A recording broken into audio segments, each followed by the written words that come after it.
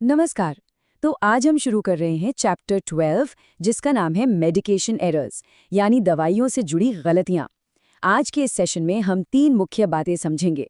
सबसे पहले तो हम जानेंगे कि ये मेडिकेशन एरर्स असल में होते क्या हैं, इनकी परिभाषा क्या है।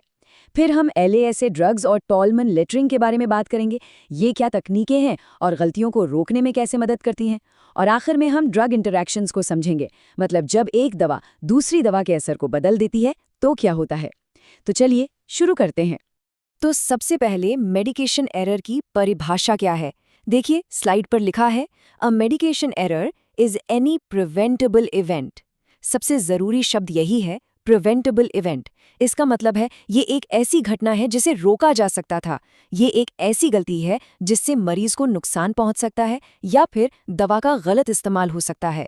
और ये गलतियां दवा की पूरी प्रक्रिया में कहीं भी हो सकती हैं, जैसे कि प्रिस्क्राइबिंग यानी जब डॉक्टर दवा लिख रहे हों, डिस्पेंसिंग जब फार्मासिस्ट दवा दे रहे हों, या फिर एडमिनिस्ट्रिंग जब कोई नर्स या हेल्थ केयर वर्कर मरीज को दवा दे रहे हों। मतलब हर एक स्टेप पर बहुत सावधानी की जरूरत होती है।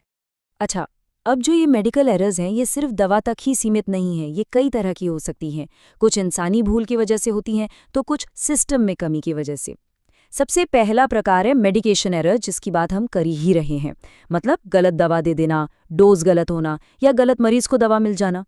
दूसरा है डायग्नोस्टिक एरर्स, ये भी बहुत गंभीर है। इसका मतलब है बीमारी को पहचानने में या उसके डायग्नोसिस में ही कोई गलती हो जाना। और जरा सोचिए, अगर डायग्नोसिस ही गलत हो तो इलाज तो सही हो ही नहीं सकता। चलिए इस लिस्ट में आगे बढ़ते हैं।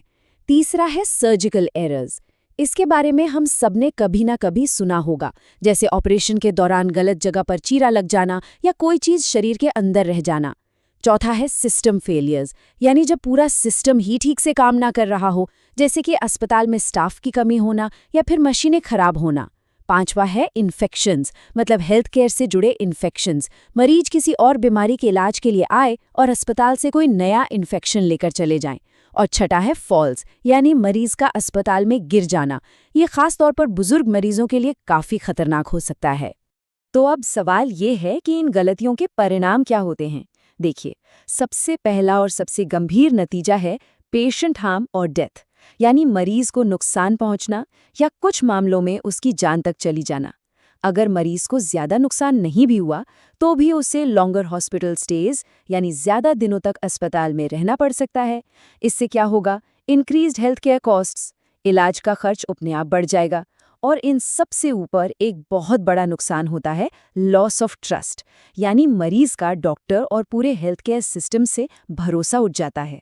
बात सिर्फ यहीं तक नहीं रुकती, इसके कुछ और भी गंभीर परिणाम हैं, जैसे कि लीगल कॉन्सिक्वेंसेस, मतलब डॉक्टर या अस्पताल पर कानूनी कार्रवाई हो सकती है, केस हो सकता है। एक और पहलू है साइकोलॉजिकल इम्पैक्ट। इसका गहरा मानसिक असर सिर्फ मरीज पर ही नहीं बल्कि उस हेल्थ केयर प्रोफेशनल पर भी पड़ता है जिससे वो गलती हुई है। और आखिर में रेप्यूटेशन डैमेज, मतलब एक छोटी सी गलती से किसी भी अस्पताल या क्लिनिक की सालों की बनी बनाई इज्जत खत्म हो सकती है। तो ठीक है, अब सवाल ये उठता है कि इन मेडिकेशन एरर्स को कम करने के लिए क्या किया जा सकता है। इसमें FDA यानी फूड एंड ड्रग एडमिनिस्ट्रेशन जैसी संस्थाओं का बहुत बड़ा रोल है। FDA क्या करती है, वो किसी भी दवा को मंजूरी देने से पहले उसके नाम, लेबल और पैकेजिंग को बहुत ध्यान से रिव्यू करती है। वो ये पक्का करते हैं कि दवा का नाम किसी पुरानी दवा से मिलता जुलता ना हो, जिससे कोई कंफ्यूजन पैदा हो। वो लेबलिंग को भी देखते हैं ताकि जानकारी साफ साफ लिखी हो। ये सब कुछ दवा के बाजार में आने से पहले ही किया जाता है। FDA की एक और बहुत अच्छी स्ट्रैटेजी है कंटेनर के लेबल पर ध्यान देना। जैसे आप इस तस्वीर में देख सकते हैं, अगर एक ही दवा अलग अलग स्ट्रेंथ में आती है, मान लीजिए 5 mg, 10 mg और 25 mg, तो FDA ये सुनिश्चित करती है कि उनकी पैकेजिंग में कोई साफ अंतर हो, जैसे कि उनके रंग अलग अलग हो सकते हैं या फिर स्ट्रेंथ को बहुत बड़े और मोटे अक्षरों में लिखा जा सकता है ताकि कोई भी आसानी से पहचान सके। इसके अलावा प्रिस्क्राइबिंग इन्फॉर्मेशन, यानी दवा के साथ जो जानकारी आती है वो भी एकदम स्पष्ट और समझने में आसान होनी चाहिए। अब आते हैं एक बहुत ही आम वजह पर जिससे गलतियां होती हैं, वो है लासा ड्रग्स। लासा का मतलब है लुक अलाइक साउंड अलाइक, यानी ऐसी दवाएं जो या तो दिखने में एक जैसी हैं या जिनके नाम सुनने में एक जैसे लगते हैं। अब जाहिर है इससे कन्फ्यूजन होने का खतरा बहुत ज्यादा बढ़ जाता है। तो इससे बचने के क्या उपाय हैं? हेल्थ केयर प्रोवाइडर्स के लिए ज़रूरी है कि वो हमेशा डबल चेक करें। मरीजों के लिए भी ये जानना ज़रूरी है कि वो अपनी दवा के बारे में पूरी जानकारी रखें। और एक ज़रूरी बात, दवाओं को उनकी ओरिजिनल पैकिंग में ही स्टोर करें। तो ये ऐसा गलतियों के पीछे कौन कौन से रिस्क फैक्टर्स होते हैं, इनको याद रखने के लिए एक आसान तरीका है ये निमोनिक, INSSSI। चलिए एक एक करके समझते हैं। पहला आई है इलेजिबल हैंडराइटिंग, मतलब डॉक्टर की ऐसी लिखावट जो पढ़ी ना जा सके। N है न्यू प्रोडक्ट्स, बाजार में आई कोई नई दवा जिसके बारे में अभी ज्यादा लोगों को नहीं पता। फिर 3S है सिमिलर पैकेजिंग, यानी एक जैसी पैकिंग, सिमिलर स्ट्रेंथ यानी एक जैसी डोज, और सिमिलर क्लिनिकल यूज यानी दवा का इस्तेमाल भी एक जैसा होना। और आखिरी आई है इनकम्प्लीट नॉलेज, यानी दवा के बारे में अधूरी जानकारी। ये सारे फैक्टर्स मिलकर गलती होने का खतरा बढ़ा देते हैं। तो इन LASA गलतियों से बचने के लिए क्या किया जा सकता है?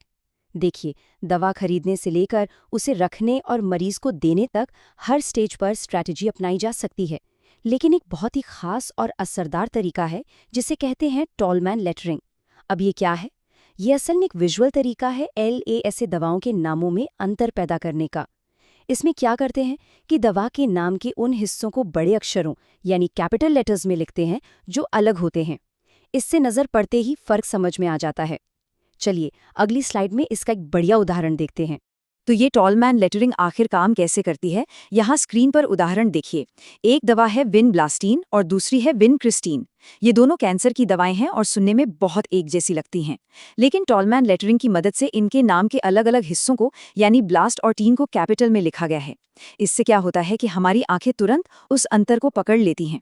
ISMP यानी institute for safe medication practices के दिशा निर्देशों के अनुसार ये जो टॉल लेटर्स हैं ये बाकी अक्षरों से लगभग 2 गुने ऊंचे होने चाहिए। ये एक बहुत छोटा सा बदलाव है, पर ये किसी की जान बचा सकता है। चलिए अब अपने आखिरी टॉपिक पर आते हैं, ड्रग इंटरैक्शंस। इसका सीधा सा मतलब है कि जब कोई मरीज 2 या 2 से ज़्यादा दवाएं एक साथ लेता है तो वो दवाएं एक दूसरे के असर को कैसे प्रभावित करती हैं। ये इंटरैक्शन दवा और खाने के बीच भी हो सकता है। इस फ्लो चार्ट को देखिए, ये इसे अच्छे से समझा रहा है। ये इंटरैक्शंस या तो शरीर के अंदर हो सकते हैं जिन्हें इन वीवो कहते हैं, या शरीर के बाहर जिन्हें इन विट्रो कहते हैं। इन वीवो इंटरैक्शंस फिर 2 तरह के होते हैं, फार्माकोकिनेटिक जो दवा के एब्जॉर्प्शन, डिस्ट्रीब्यूशन और एलिमिनेशन पर असर डालते हैं, और फार्माकोडायनामिक जो सीधे सीधे दवा के एक्शन को बढ़ा या घटा देते हैं। तो इन ड्रग इंटरैक्शंस का क्लिनिकल महत्व क्या है, मतलब इनसे असल में होता क्या है? इसके कई गंभीर परिणाम हो सकते हैं। पहला है डिक्रीज्ड इफेक्टिवनेस, यानी दवा का असर कम हो जाना।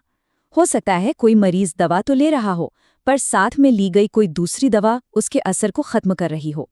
और दूसरा, जो और भी खतरनाक है, वो है इंक्रीज्ड टॉक्सिसिटी, यानी शरीर में दवा का जहरीलापन बढ़ जाना।